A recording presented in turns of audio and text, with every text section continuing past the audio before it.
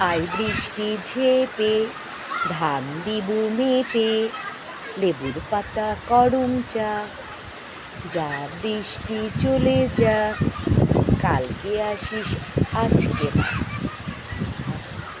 বাচ্চাদের শিখাতাম, নিজে বলতাম, এটা আসলে থাকবেই। এটা গরম যখন আসে বৃষ্টির কামনা করি, অতিরিক্ত যখন বৃষ্টি পড়ে তখন বলি যে বৃষ্টি কমে যাক। আমরা আসলে মানে কোনো কিছুই নিতে পারি না অতিরিক্ত, কিন্তু আমাদের আসলে সহনশীল হওয়া দরকার। সবাইকে বর্ষা স্নাত বিকেলে শুভেচ্ছা।